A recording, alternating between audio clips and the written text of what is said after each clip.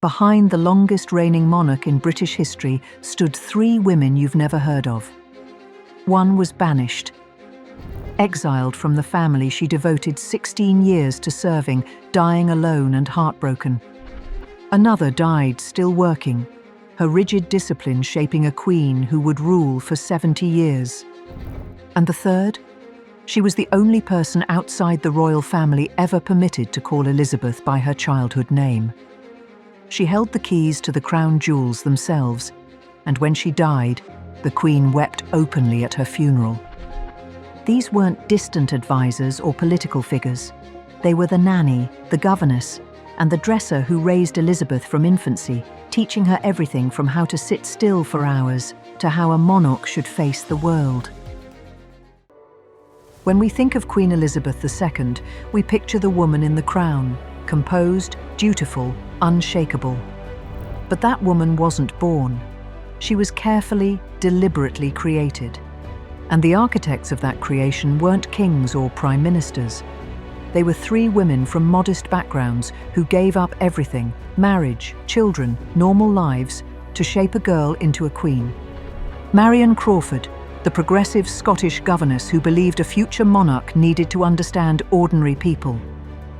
Clara Knight, the formidable nanny who taught discipline through an iron routine that would have broken most children. And Margaret MacDonald, who began as a nursemaid and became the Queen's most trusted confidant for 67 years. Each of these women made profound sacrifices. Each left an indelible mark on Elizabeth's character, and each met a very different fate. One was cast out and forbidden from ever speaking to the royal family again. One died in service, her contributions quietly acknowledged and then forgotten. And one was honoured, cherished and mourned as if she were family herself. Their stories reveal something the palace never wanted us to see, that even queens are made, not born. And the making requires extraordinary women willing to give everything. Let's begin with the woman who gave the most and lost everything. Marian Crawford, the devoted governess.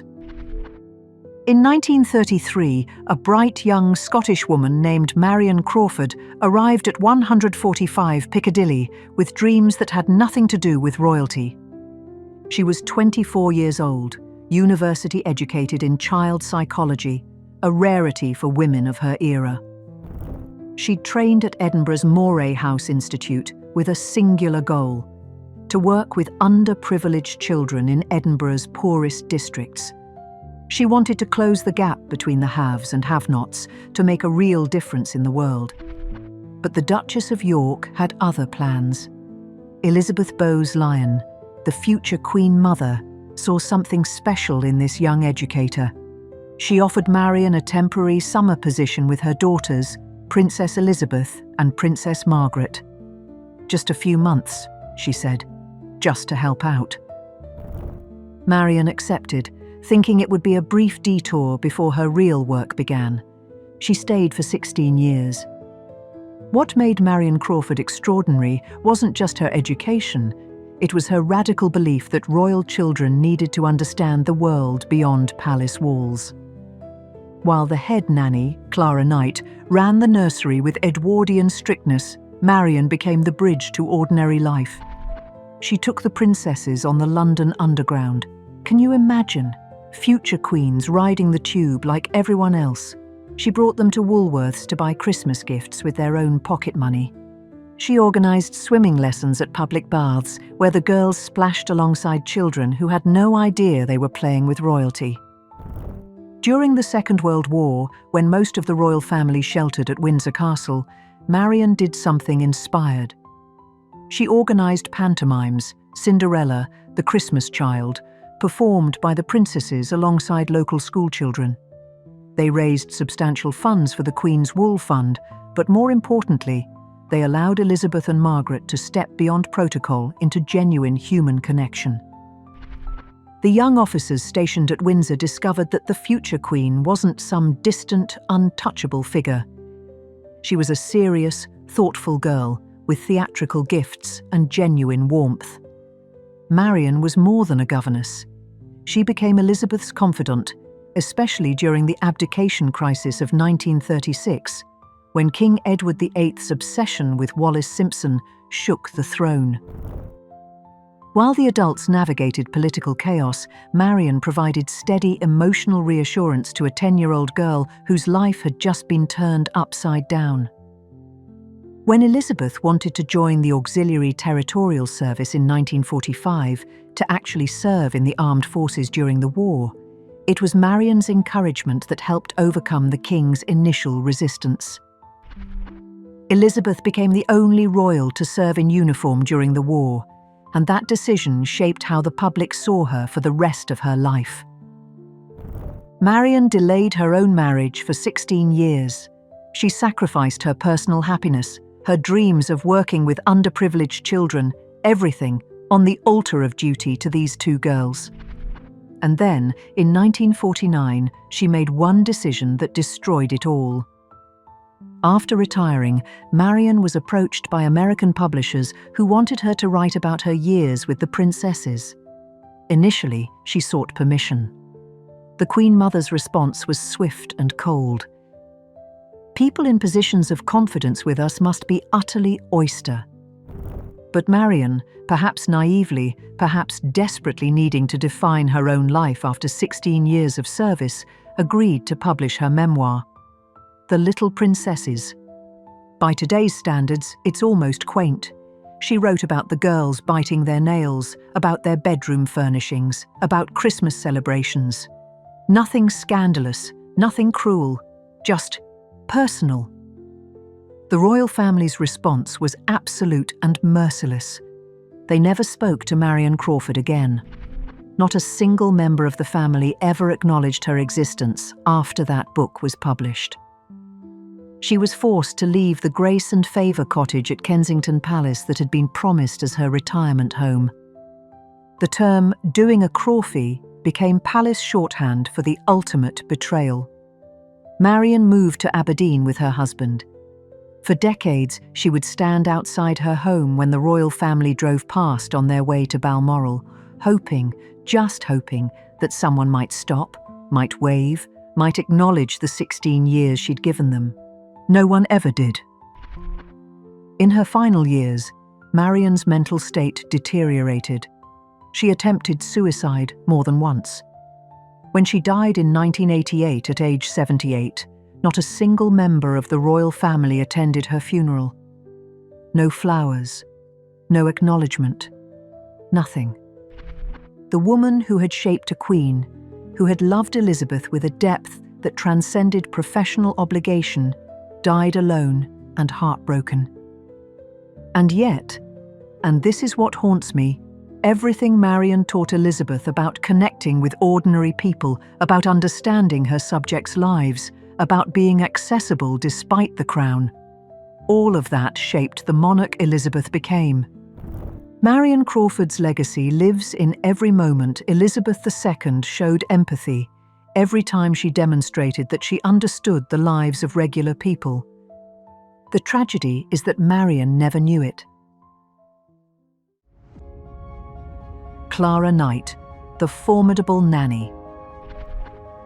If Marian Crawford was the bridge to the outside world, Clara Knight was the foundation upon which everything else was built. Born in 1879 near Hertfordshire, Clara came from a tenant farming family. Her father worked land belonging to the Earl of Strathmore, and when the Strathmore children needed a nursemaid, Clara was there. The children couldn't pronounce Clara properly, so they called her Alah, and the name stuck for the rest of her life. Alah raised Elizabeth Bowes-Lyon, the future Queen Mother. So when Elizabeth married Prince Albert, Duke of York, in 1923, and when they had their first child in 1926, there was never any question about who would be the baby's nanny. Alah's philosophy was uncompromising. To prevent a child from becoming spoiled, you must establish absolute routine, discipline, and emotional restraint. She operated under the influence of Queen Mary, whose directives about royal training were crystal clear.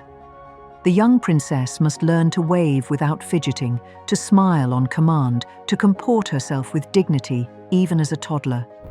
Alah's daily schedule for infant Elizabeth was relentless in its precision.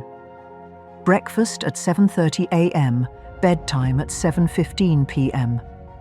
Even the princess's bowel movements were strictly regulated according to an exact timetable.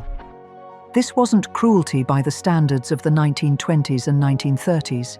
It was considered best practice among the aristocracy. But it required a personality of absolute conviction, and Alah possessed that in abundance. Those who knew her described her as formidable, a woman of unwavering principle who could not be swayed by sentiment or a child's tears. Yet beneath this stern exterior lay genuine devotion. In a charming letter from March 1927, when Elizabeth was nearly 1 year old, Alah wrote to the Duchess, "If Mummy looks into my wide open mouth with a little magnifying glass, she will see my 2 teeth. Elizabeth, quite well and happy, Alah." She wrote in the voice of the infant princess, showing a woman who delighted in her charge's development, who took pride in every milestone, who loved the child in her care.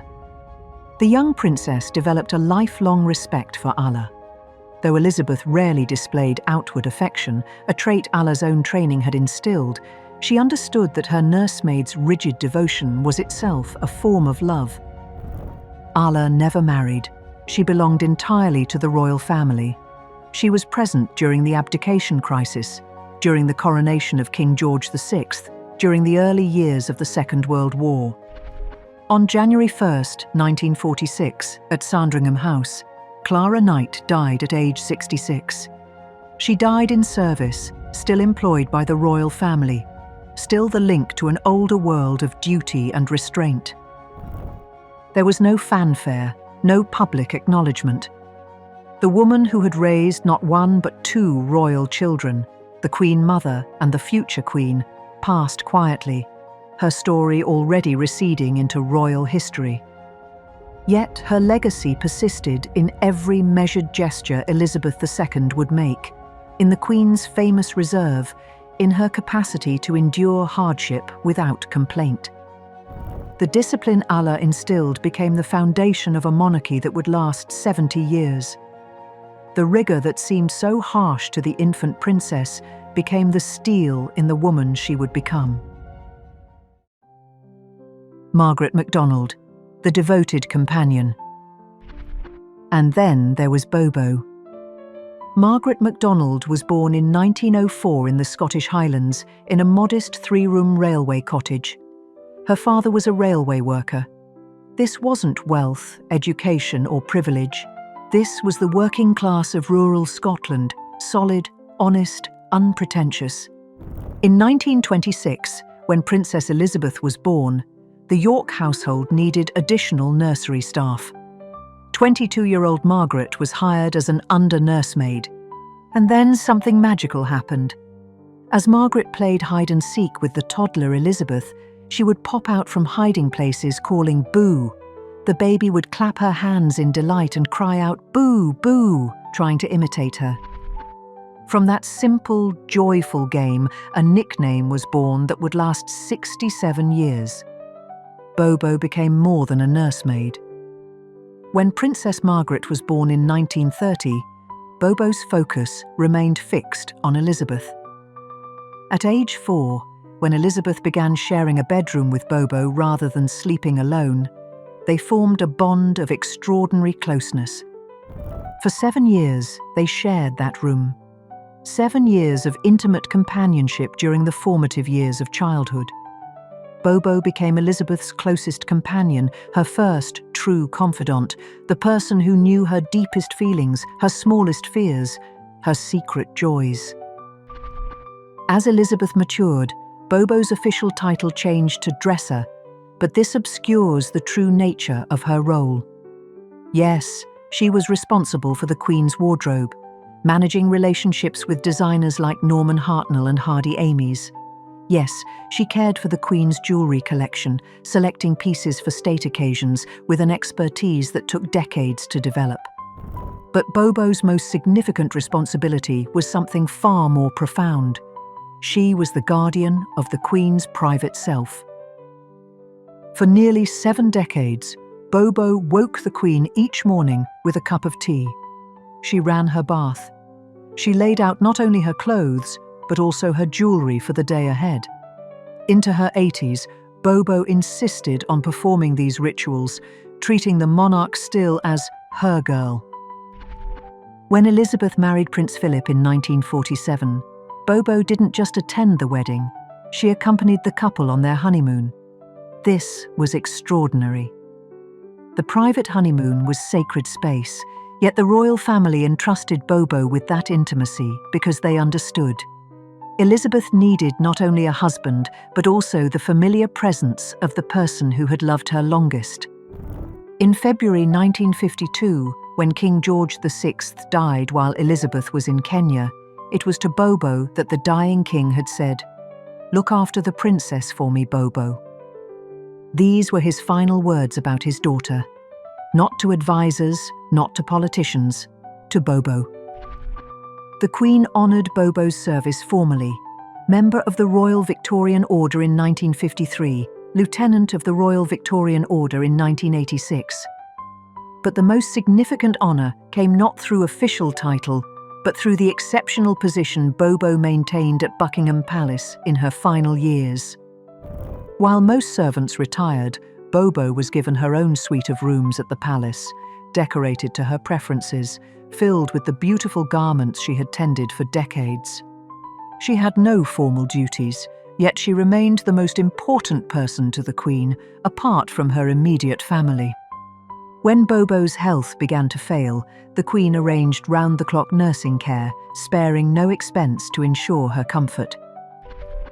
On September 22, 1993, Margaret MacDonald died at age 89 in her suite at Buckingham Palace, the only home she had known for nearly 7 decades. She died surrounded by the dresses, coats, and ceremonial outfits she had tended with such care. The Queen came down from Balmoral to attend the funeral in person. This was exceptional, the monarch interrupting her holiday to honour a servant. The funeral took place at the Chapel Royal in St James's Palace, a setting usually reserved for members of the royal family. And here's what makes Bobo's story so different from Marian Crawford's. Bobo never betrayed a confidence. Despite serving the monarch for 67 years, despite having access to intimate knowledge of the Queen's life, her preferences, her vulnerabilities, Bobo never wrote a memoir, never granted interviews, never published revelations. She took her knowledge to the grave.